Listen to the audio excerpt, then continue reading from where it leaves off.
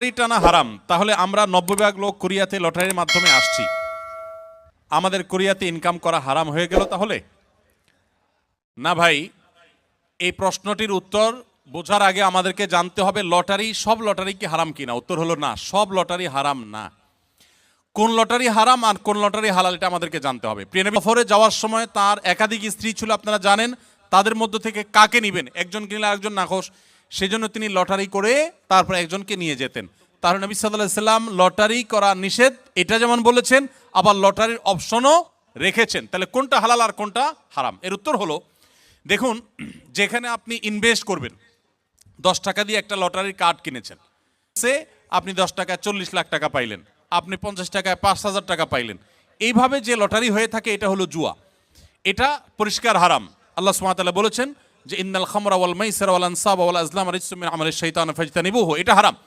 কিন্তু যদি এমন হয় যে কোনো পেমেন্টের ব্যাপার নাই, ধরুন আপনি কোনো একটা যায় 5 জন একই যোগ্যতা সম্পন্ন, তখন লটারি করে যে কোনো 3 জনকে নিলেন, তো এইটা হারাম না, এই লটারি হারাম না। আমরা অনেক সময় দেখা যায় প্রশ্ন করবার জন্য এক একজনকে এক একটা প্রশ্ন করব, কিন্তু কাকে কোনটা করব, কে বলবে আমারটা সহজ আমারটা কঠিন হয়ে গেছে, সেজন্য লটারি করে আমরা প্রশ্ন তুলি, যার যেটা ভাগে আসে তাকে সেটা আমরা করি। তো এই লটারি হারাম না। যেই লটারিতে ইনভেস্ট আছে, টাকার বিনিময়ে লটারি করে কিনে তারপরে সেখান থেকে লটারির কথা বললাম, এটা কিন্তু হারাম না। বিধায় আপনারা কোনো দেশে আসার জন্য যদি এই জাতীয় লটারি করে আসেন, তাহলে আপনাদের উপার্জন হারাম হবে না, ওই লটারি করাটাও হারাম হবে না। ইভেন যদি কেউ হারাম কোনো কিছু করে আসেনও, তাহলে ওই কাজটা হারাম হবে, এর কারণে আপনার হালাল উপার্জনও হারাম হয়ে যাবে, ব্যাপারটা সেরকম না। মেয়ের বিয়ের পর ছেলে বন্ধু বা কাজিন ব্রাদার বলে ছেলেদের সাথে কথা বলে, এই কারণে অনেক প্রবাসী দেশি ভাইদের সংসার, প্রবাসী বা দেশি ভাইদের সংসার ভেঙে যায়, এ বিষয়ে কিছু বলেন।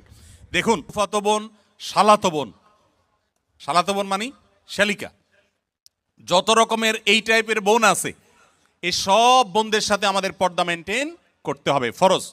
পর্দা যদি আপনি মেনটেন না করেন, আপনি গুনাহগার হবেন।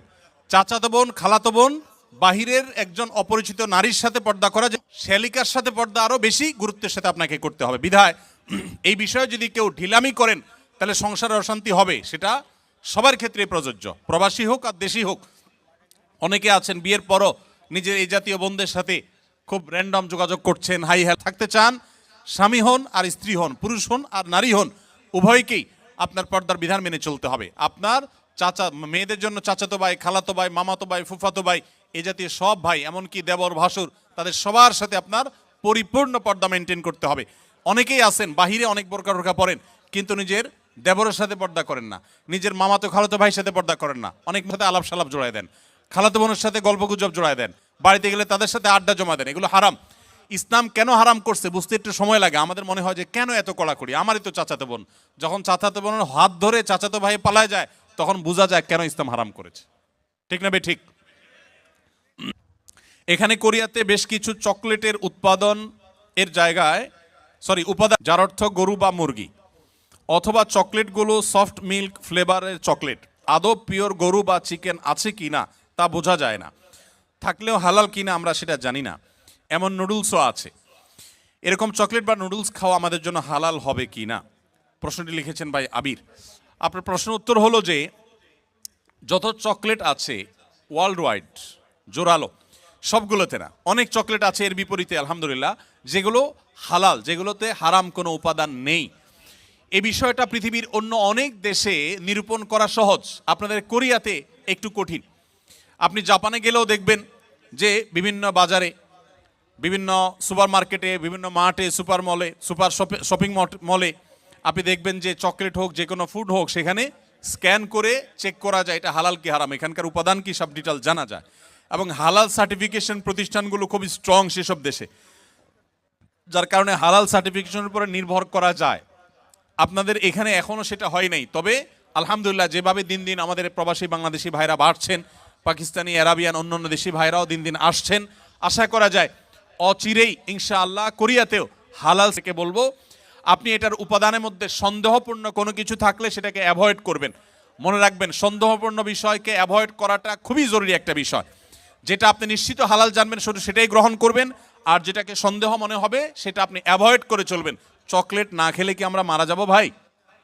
কি বলেন, চকলেট না খেলে কি খুব বেশি অসুবিধা হবে আমাদের? অতএব আমরা যথাসম্ভব দক্ষিণ কোরিয়াতে মদ পান করা অনেকটা পানি পান করার মতো সহজ।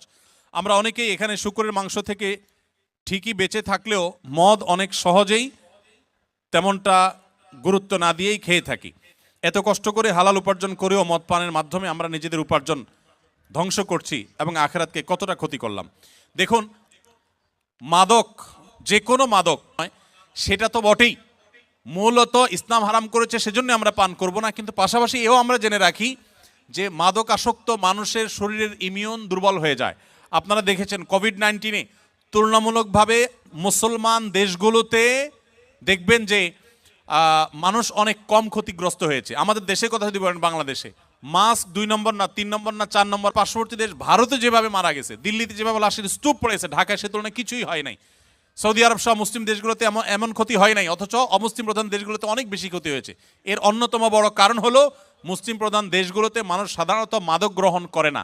মাদক গ্রহণ করতে করতে মানুষের লাং ক্ষতিগ্রস্ত হয়, বিভিন্ন অর্গান ক্ষতিগ্রস্ত হয়, মানুষ ধ্বংসের দিকে চলে যায়।